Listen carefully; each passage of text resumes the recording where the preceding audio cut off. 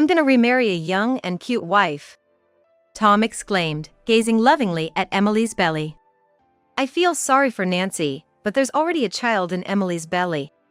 I want her to divorce me," he said, seemingly intoxicated with his own words. My mother-in-law nodded in agreement. "That's for the best. Nancy is older than Tom, always busy with work, and hardly pays any attention to him. In contrast, Emily is young, obedient, and cute. We'll soon have a grandchild too," my mother-in-law said, showing an unpleasant smile. Then, turning to me, she spitefully said, "The second hand should get divorced and disappear." My father-in-law also agreed, nodding along. I sighed at this ridiculous charade. Maybe it's time to speak up. "What?" "I'm single, though." "What?" Tom and his mother looked stunned. I won't let them forget. I had received something from Tom before. It was, "My name is Nancy West, 33 years old. I work for a multinational corporation. I live with my younger husband Tom and his parents. Some might find it surprising that we live together in these times. But there's a reason for it.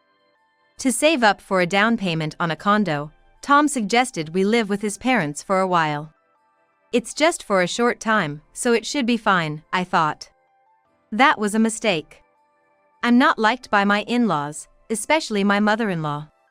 The reason being, I'm 5 years older than Tom. Plus, I earn a higher salary than Tom, who works in public service. My mother-in-law probably doesn't think highly of that. It was evident from her everyday comments and behavior. "Don't you have kids yet?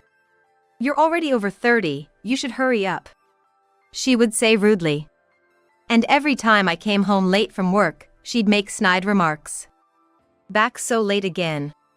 I don't care about your multinational company or whatever, but as a woman, you shouldn't work so hard.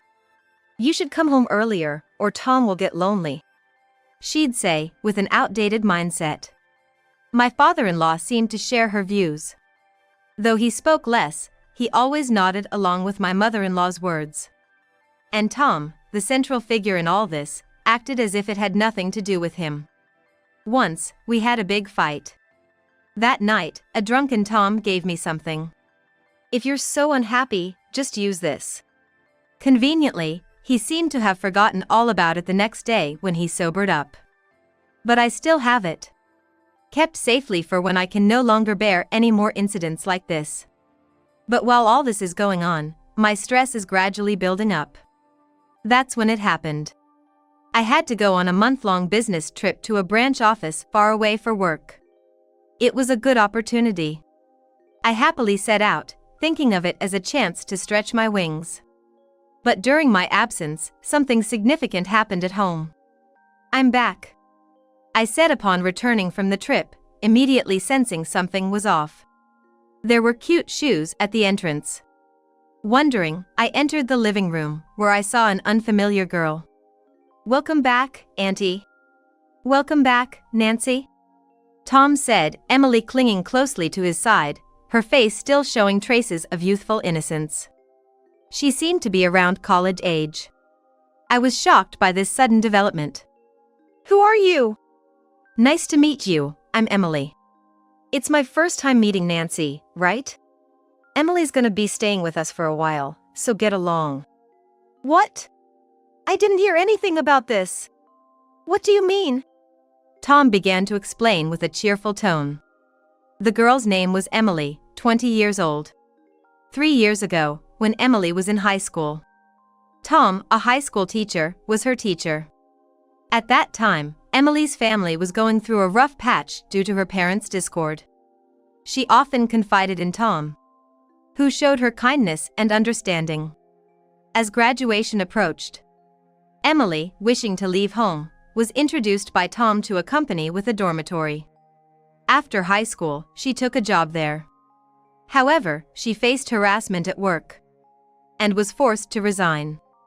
With no job, she had to leave the dormitory and, unable to return to her troubled home, turned to Tom for help, asking to stay until she found another job. "You can't just decide this while I'm away," You're married, and a high school teacher at that. What if rumors start flying about you letting a girl live here? It was an emergency. And if anyone sees, we can just say she's a relative. No big deal. I was appalled by his excuses. Don't your parents find this odd? I looked towards his parents. But his mother calmly replied. What's the problem? She's just staying for a little while, right?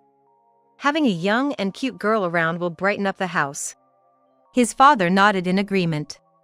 It seemed that Emily had completely won over my in-laws during my absence. This is unbelievable. How can you just decide this on your own?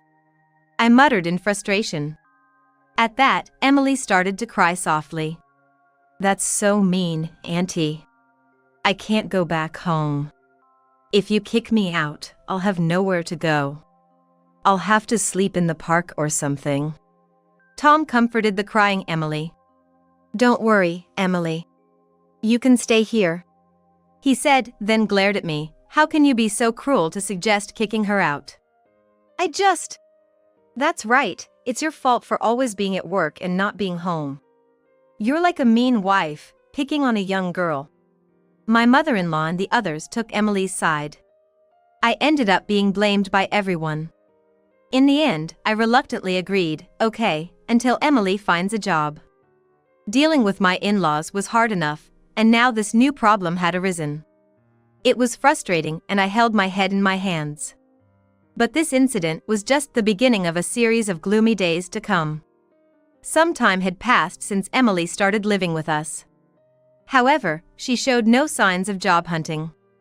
Instead, she made herself completely at home.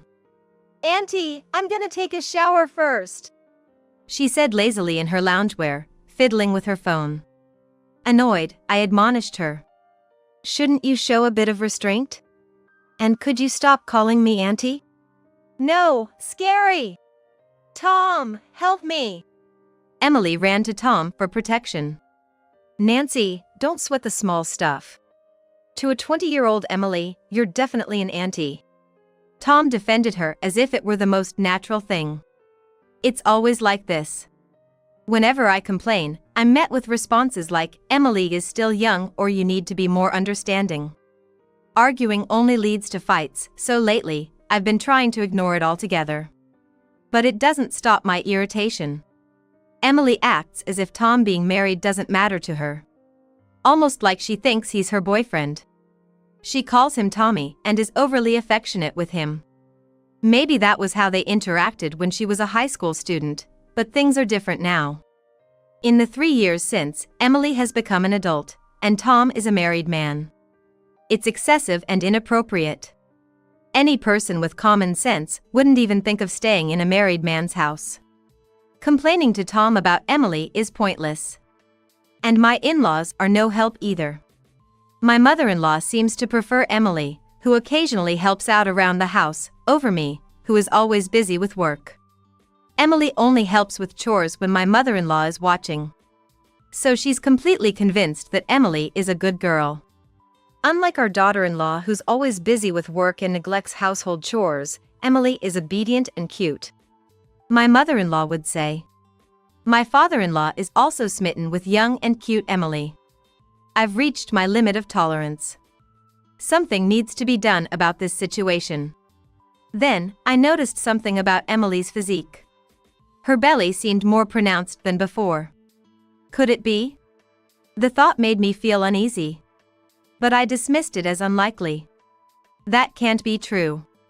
She's probably just gained weight from lounging around all day. Or so I thought. One day, Emily left the house early in the morning. Which was unusual for her. Even though she usually stays at home all day and does nothing. She returned looking very happy, laughing and celebrating with Tom. When I asked what was going on, they quickly left the room. Wondering what they were hiding. I went to move Emily's bag, which had been left out. As I picked it up, its contents spilled out. What's this? It was a pregnancy journal. Flipping through the pages, I was shocked to see Emily's name under mother and Tom's name under father. The situation was so absurd, I felt faint.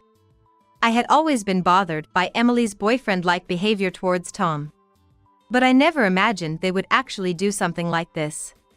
Considering my work schedule, I usually come home later than Tom.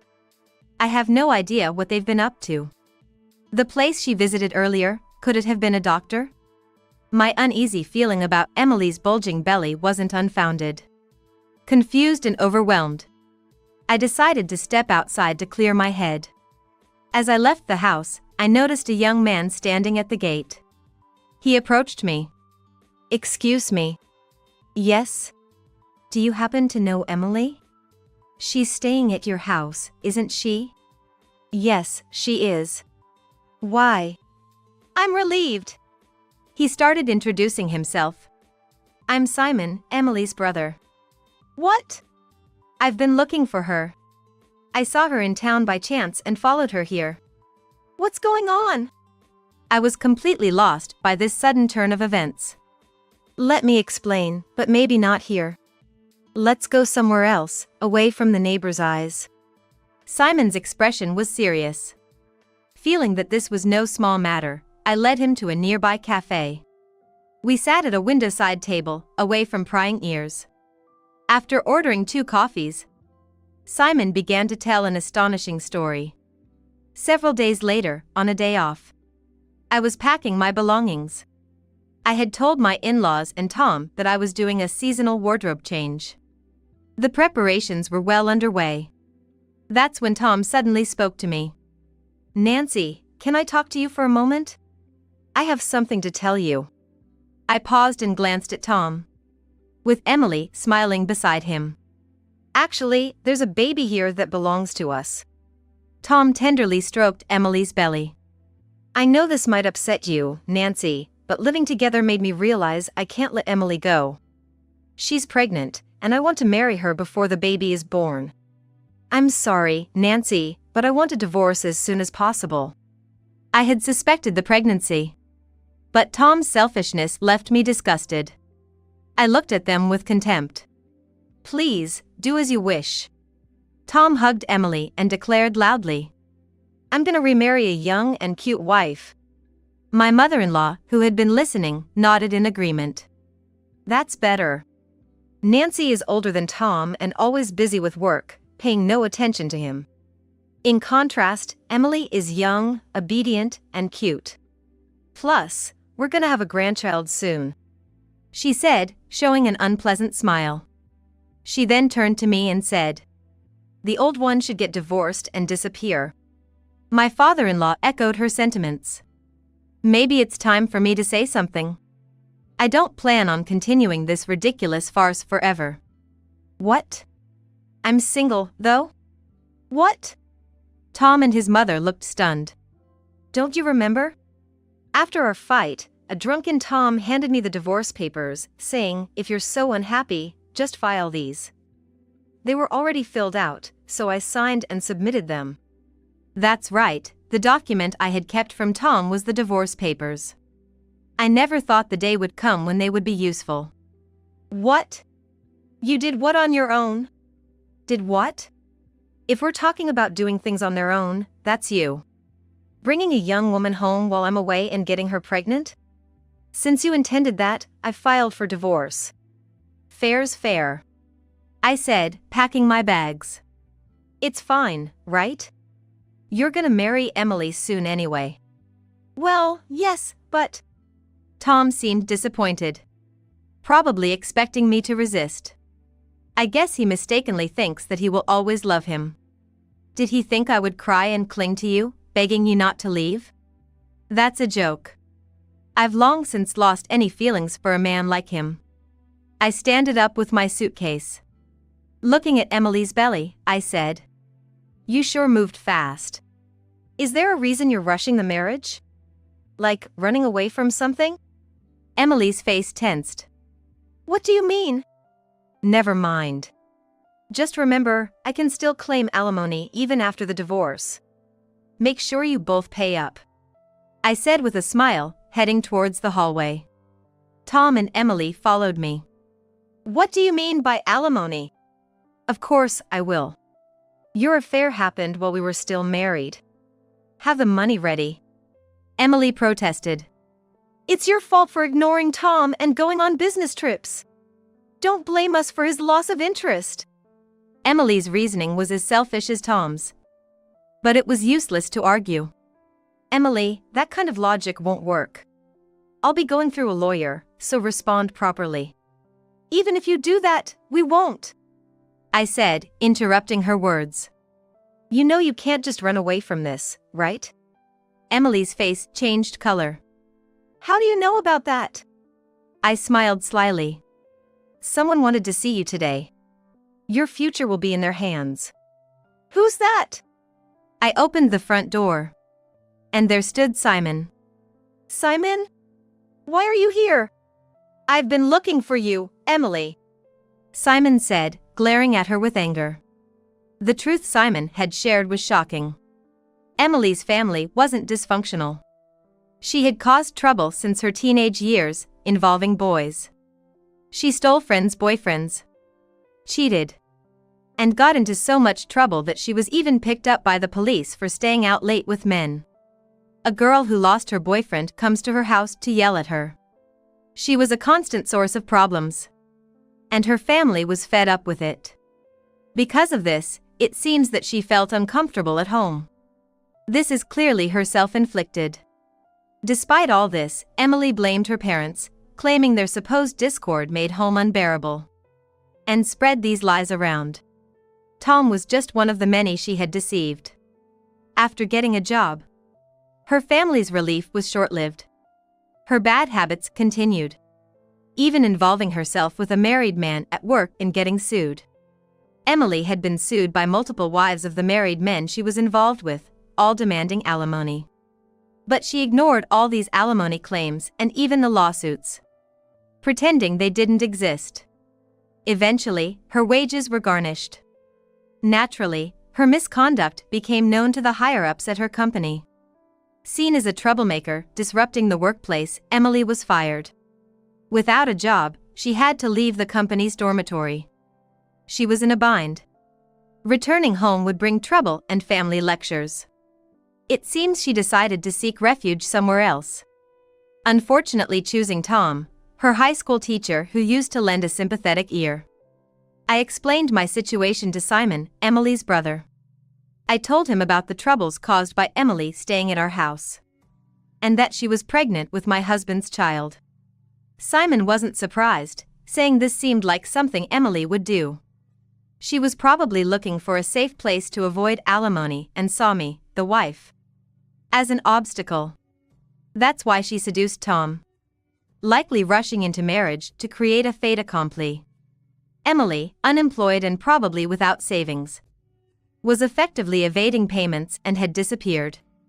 Victims had reached out to Emily's family home when they couldn't find her. That's how Simon learned that Emily was fired and missing. Some victims even approached Simon's family, asking them to pay the alimony. Simon was fed up with Emily's troubles and wanted to take her back to make her face her actions. He had been searching for her with this purpose in mind. I also intended to claim alimony from Emily, but given her history, I doubted she would pay up without issue. Simon had a plan for handling Emily. We decided to join forces for our mutual benefit. So I left Emily's future in Simon's hands. I had other problems to deal with. Tom and my in-laws. Even if Emily left, not everything would be resolved. Tom cheated on me during my absence. And my in-laws, who had belittled me even before Emily's arrival, did nothing to support me. And there was the issue of living with my in-laws, initially intended only until we saved enough for a condo down payment. Fortunately, I didn't have children with Tom. So I decided now was the time to divorce.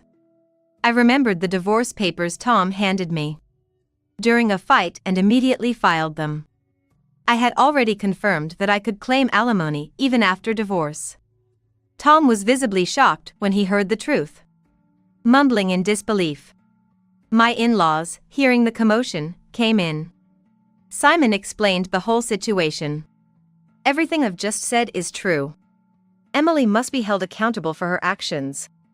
Emily, is this true? You told us you left your job because of harassment. Was that a lie? Really, Emily? Emily was taken aback. Her escape routes exposed. And her misdeeds brought to light. Tell us the truth, Emily. Upon hearing those words, she blurted out the truth. Okay, it's true. But that's all in the past. Those men took things too seriously. It was just fun. I don't need to pay alimony. It's annoying how they keep bothering me about it. We're getting married, right, Tommy? If you pay, this will all be over. Emily proposed desperately. But Tom's attitude changed. Emily, that's a bit much. It's your mess with other men. Why should I pay for that? He said, suddenly concerned about potentially bearing the cost. My mother-in-law, once fond of Emily, now looked disheartened. Look, Emily is young and lacks common sense. That's why I said Nancy, though older, is more reliable. She stated, a complete turnaround from her previous stance. I wanted to call out her hypocrisy, but restrained myself. Maybe we should put the remarriage talk on hold? I'm getting confused. What about the baby? Emily shouts. I sighed. Emily, you brought this on yourself. Pay back the alimony. I'll be claiming mine too. You might have taken it lightly, but now you'll understand the gravity of destroying a family. Learn from this and reflect. I said firmly. Emily was speechless, sweating and visibly shaken. Then, suddenly, she clutched her stomach and doubled over in pain. At first, I thought Emily was just acting, but it became apparent she was genuinely in pain. Something might have happened to the baby. We hastily called an ambulance. And Emily was taken into the treatment room. Simon, who received an explanation from the doctor, relayed the information to us in the waiting room. The cause was unclear, but Emily had miscarried. Tom visibly relaxed upon hearing the news, as if relieved that he no longer had a reason to marry her. The in-laws reacted similarly. Their quick change of attitude was astonishing, if not appalling. Simon was called back by the doctor, leaving us in the waiting area. There was nothing more I could do there. As I was about to leave, Tom approached me. I'm sorry, Nancy. I got caught up with someone like her. I was probably just lonely when you went on your business trip. So, do you expect me to forgive you? I shouted, startling Tom and his parents standing behind him. Forgive you? For letting a former student live in your house, getting her pregnant while still married? I've never heard of such an irresponsible man. I never want to see your stupid face again. I then turned to my in-laws. And you too.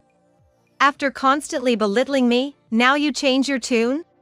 You're the worst, lacking any sense of decency or shame. They were left speechless by my outburst. Fed up, I swiftly left the hospital to return to my parents' house, trying to calm my boiling anger. Later, I learned Emily was taken back to her family home by Simon after her discharge. Her parents were furious. The stress Simon and his parents had endured cleaning up Emily's messes over the years was immeasurable. As Simon had previously mentioned, Emily's future had already been decided. She would work at a small, isolated hotel on a remote island owned by a relative. This was to prevent her from disappearing again, under the watchful eye of family members. Her salary would be strictly managed to pay off her numerous alimony debts. The remote location, surrounded by sea, made it difficult for her to escape, and she would have almost no money for personal use or entertainment. Emily was to work there until all her debts were paid off. As for Tom, his situation turned dire. Rumors spread that a married high school teacher had brought a girl into his home. Parents looked at him disdainfully, and the school received numerous complaints. Amid relentless criticism and social media backlash, Tom's mental health deteriorated. He inevitably resigned, and the rumors reached the neighborhood.